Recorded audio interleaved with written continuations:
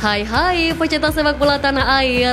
Kali ini Timnas PES akan menyajikan berita pilihan untuk kalian. Di antaranya, Nathan Joon bakal jadi andalan Swansea City musim depan. Kualitas meningkat, legenda Timnas yakin skuad Garuda bisa gasak babak ketiga. STY bakal istirahatkan Elkan Bagot di laga mendatang. Remehkan Timnas, Irak jadikan laga di GBK ajang coba-coba. Jadi simak terus berita Timnas PES selengkapnya.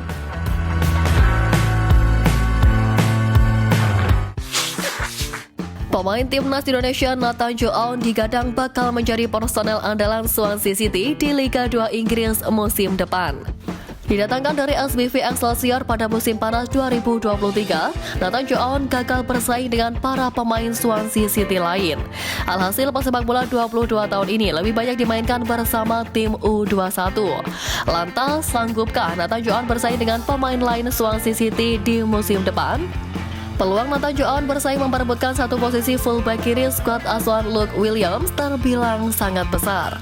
Faktor pertama adalah kepercayaan diri Nathan Joon yang tengah meningkat. Skill Nathan Joon begitu diagung-agungkan pecinta sepak bola tanah air setelah tampil gemilang di Piala Asia U23 2024. Nathan juga dikenal sebagai pesepak bola militan yang tak pernah menyerah mengejar kemanapun si kulit bulat berada.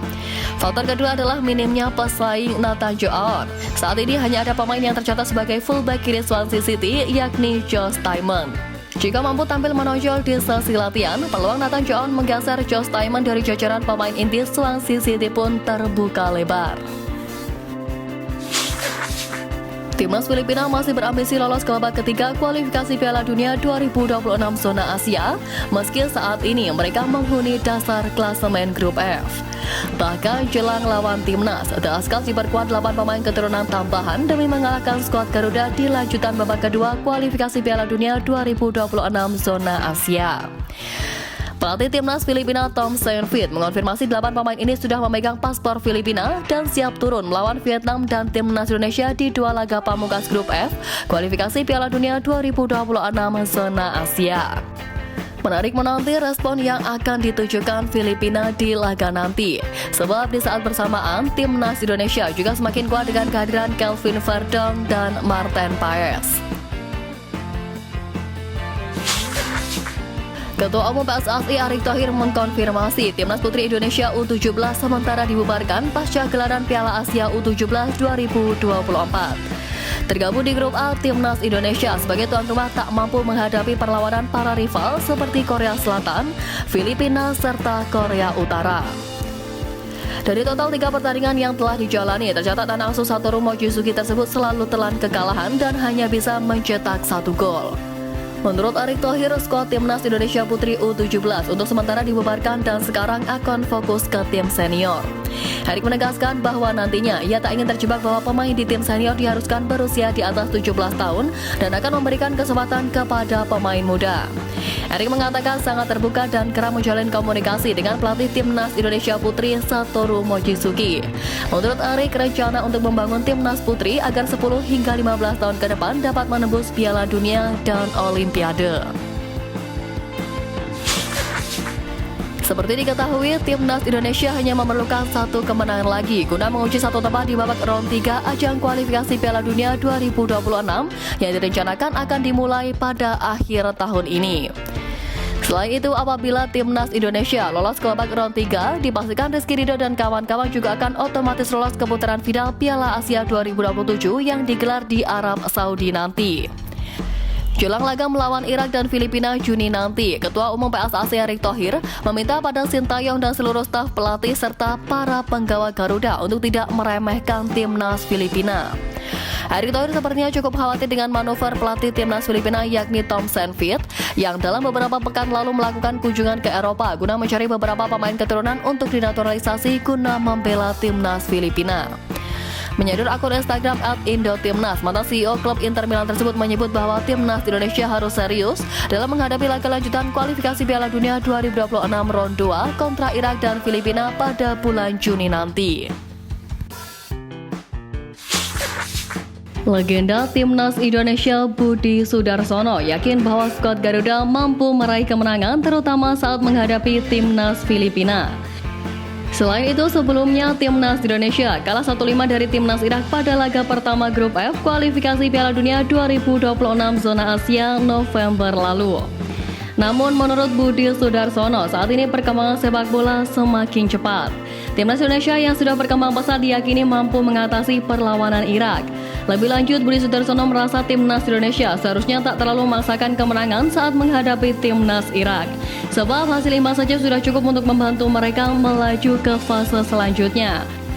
Selain itu, mantan pemain timnas tersebut juga menilai bahwa salah satu penggawa Garuda yakni Rafal Struijk bakal menjadi ujung tombak yang mematikan buat skuad Garuda. Sebab ia menilai pemain itu punya potensi luar biasa sebagai seorang penyerang. Ia juga mengatakan bahwa Struijk akan makin berkualitas jika terus dipoles bakatnya sebagai seorang penyerang. Penampilan memikat ditunjukkan bek kiri Pratama Arhan bersama timnas Indonesia U23. Selama kurang lebih sebulan, Pratama Arhan berjibaku meloloskan timnas Indonesia ke Olimpiade Paris yang menjadi impian. Meski gagal menembus Olimpiade, kini Arhan kembali ke klub yang menaunginya, Suwon FC. Ia harus bersaing dengan para bek kiri Suwon FC yang memiliki kualitas tak kalah baik. Pemain berusia 23 tahun itu masih menyisihkan Park Chol-woo dan Jang Yong-woo yang kerap mendapat kepercayaan mengisi pos bek kiri. Peluang terdekat Pratama Arhan tampil bersama Suwon FC ada di ajang Liga Korea Selatan menghadapi Pohang Steelers. Di atas kertas, peluang Arhan untuk bisa tampil di laga ini memang sangat berat. Pasalnya, Pohang yang akan menjadi lawan Suwon FC memiliki status mentereng.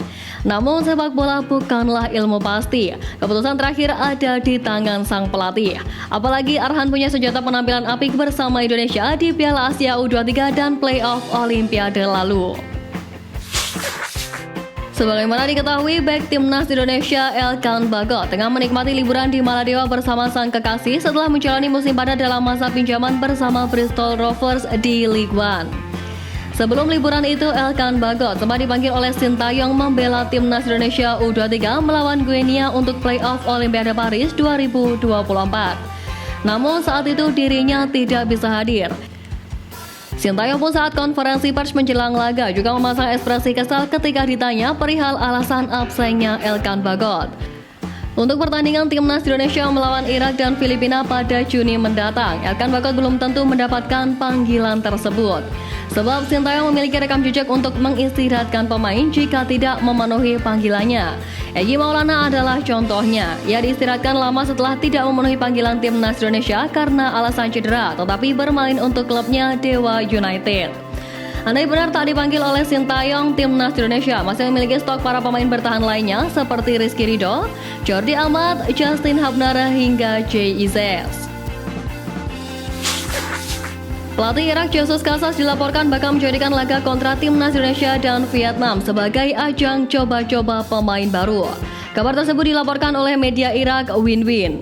Menurut mereka, Jesus Casas ingin memanfaatkan dua laga sisa itu sebagai persiapan menuju putaran ketiga kualifikasi Piala Dunia 2026 zona Asia.